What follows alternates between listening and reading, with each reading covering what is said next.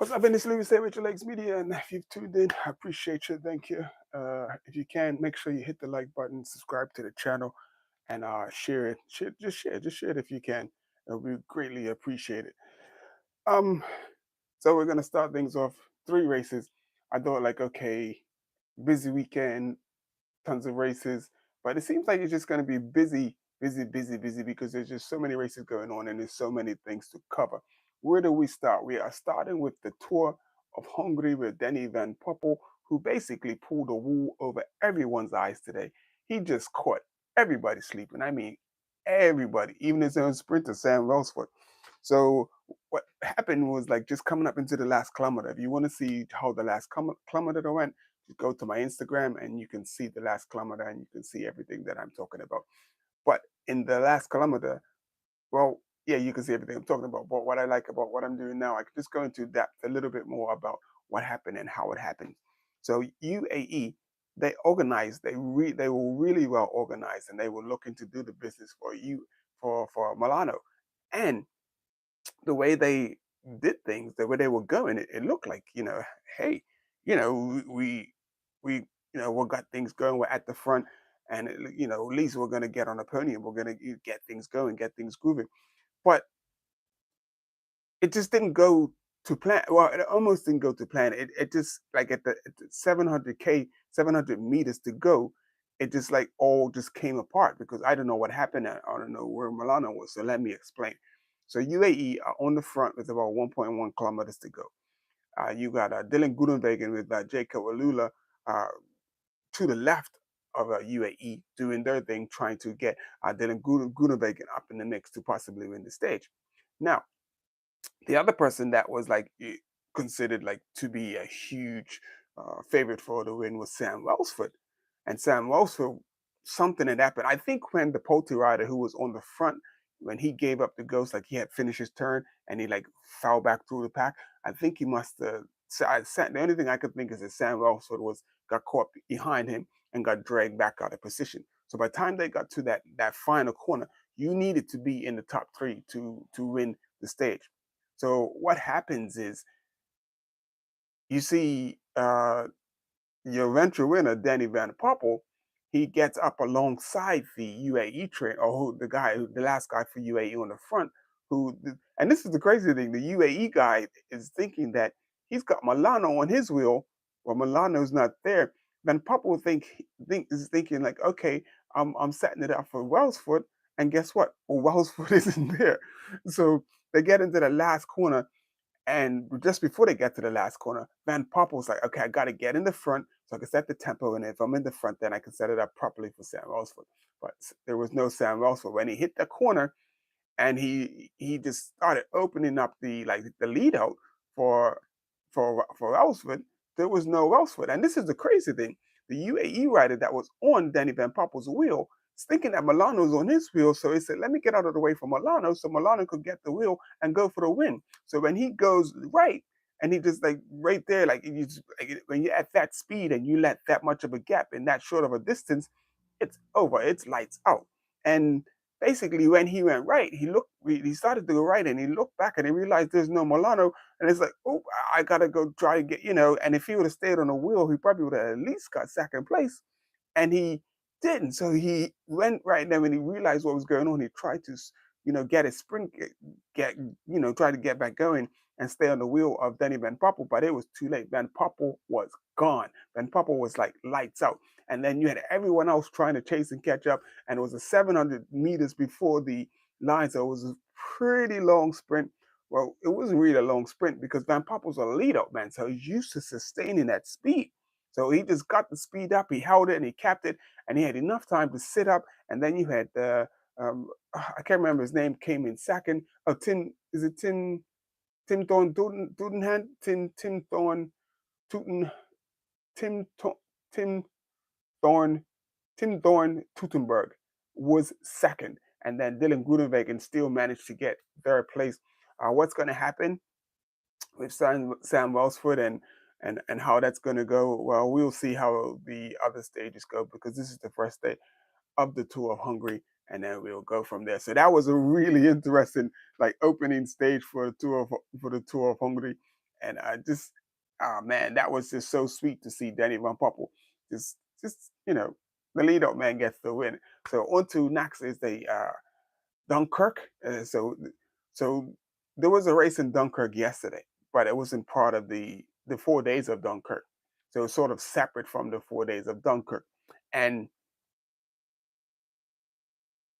yesterday, Benny came in second. I was a bit disappointed. We were hoping Benny would win, but he didn't win. And then today we had the like I guess the official opening stage of the Dunkirk. Is weird. Yesterday it was opening stage, but today is the opening stage. It is what it is. So stage one of the 4 days of Dunkirk was actually it used to be six, and I think this year it's five, but it's still called the 4 days of Dunkirk. Don't worry about it. Don't confuse yourself. It just yet it is what it is. But you had a really this sprint. How can I even call this one? Because I didn't even see his name is Axel Zingle. It's almost like he just like hello and disappeared out of nowhere. But he's obviously a he's in the Visma lease bike team for a reason because he's a quality rider. And let's get who were your riders in the top three. So we know that Alex Zingle won, and we just grab the page. And you had Alex Zingle was one. You had a Tobias Lud from oh that's pretty good for the Tittima Rockets. Is it no, sorry, that's Una X. Pretty sure that's let me just check. But then yet oh Tittima Rockets, yeah, Tobias Lund. I'm pretty sure that's Tittima Rockets. No, I'm sorry. Tobias Lund, that is the team picnic postal post NL. Team post NL. So I can see the uh, Tittima Rockets so that was Martin Budding, and he finished in sixth. I mean, in fifth place. But Alex Zingelman, he surprised me as well. Another surprise win. Like today was a day of yeah, like expected but unexpected wins. And Alex Zingelman, he basically just sat within the sprint. He just marked the right man. He just like sat in the pocket. It was real Mark Cavendish esque type of sprint. You don't come out and show yourself until you need to and until till you're ready to hit the front. And he did just that. So when he did hit the front, it was like he didn't win by much, but it was pretty convincing. He just definitely had the best sprint on the day, and that's Alex Zingelman from Visma Lisa bike. So Walt's not doing that great in the Giro d'Italia. He, you know, I think someone said he's not feeling well or something, but it is what it is. So being that Walt's not bringing in the results, it's good to see. It's good to see Visma still getting some points on the board. Good job there, Alex Zingelman. And the man of the hour, its name is Mads Peterson. If you don't know, I don't know if you know R&B. If you don't know me by now, you will never know. Anyway, I'm not even gonna try to sing. But Mads Peterson, he wins stage five. So there have been five stages of the Giro d'Italia, and guess what? Mads Peterson's won three of them. That's crazy. And then he has a chance to get a fourth stage tomorrow because tomorrow's stage it's looking gettable.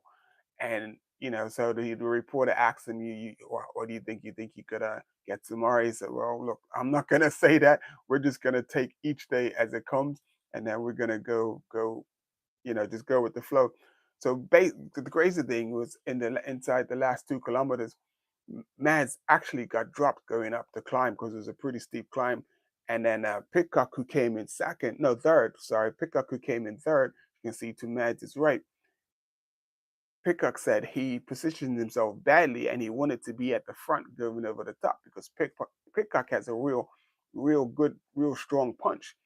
And because he was so far back, he couldn't, so he knew he blew that chance for that stage. Even when you watched him in the interview afterwards, he was a bit annoyed at the fact that he knew where he needed to be and he wasn't there. And it's sort of cool to see, like, that he's human and he got annoyed because you want to win. And if if you're playing chess and you need to move the horse to whatever spot, and you don't do it, and then the men checkmate you, you know you threw it away. So that's basically what he did. He had a chance at, I won't say checkmate, but he had a good chance to checkmate, and he sort of like just fumbled it just a little bit, like coming up that last climb. But sometimes these things happen, so it is what it is.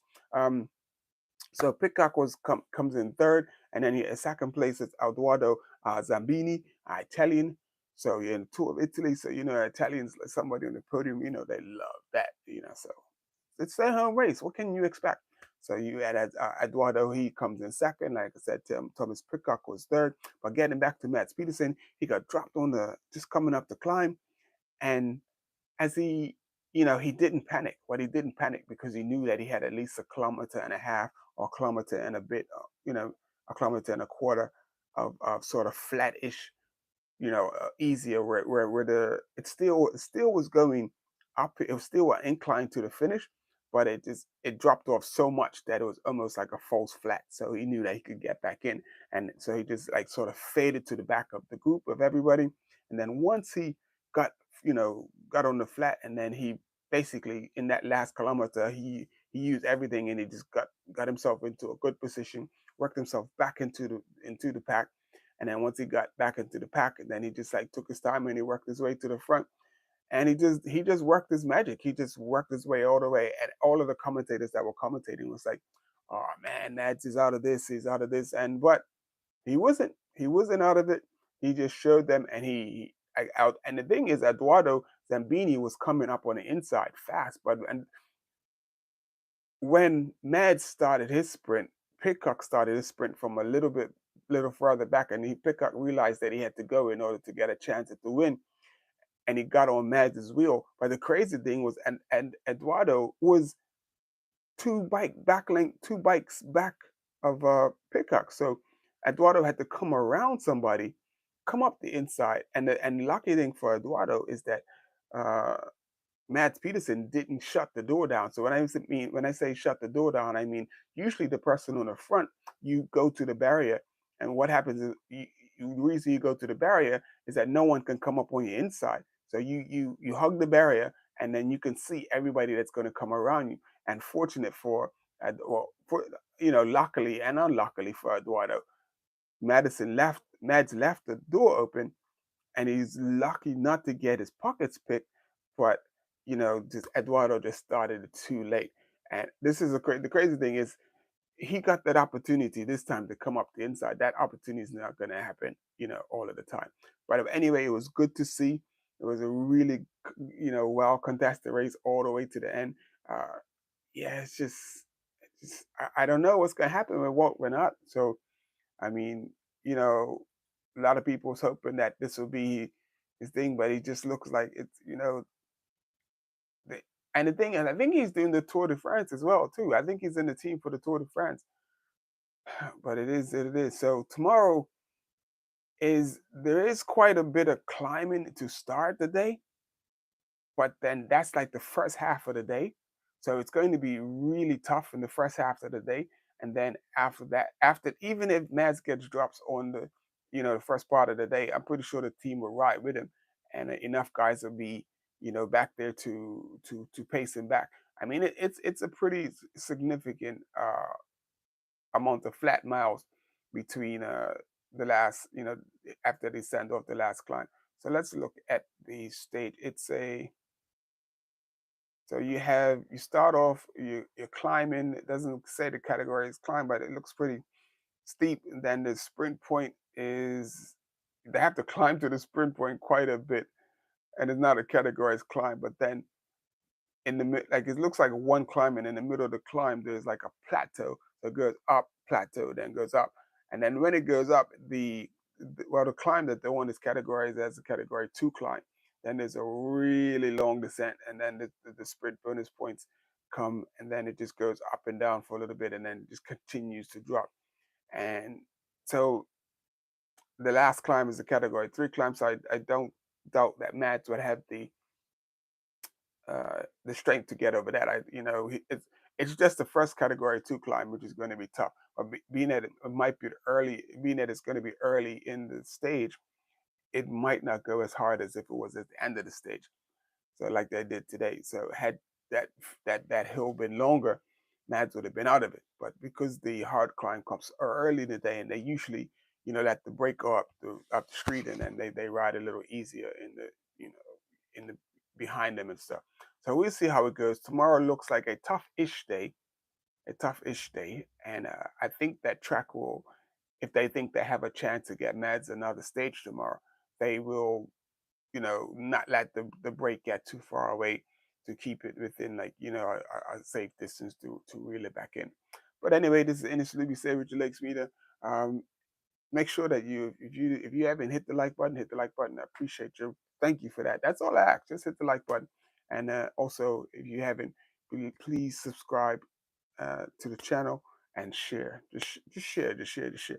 And with that, we are going to be out. So we'll be back with tomorrow with Dunkerque, with Tour de Hongrie, and stage 6 of the Giro d'Italia. And it's Luby, Savage Legs Media. We out.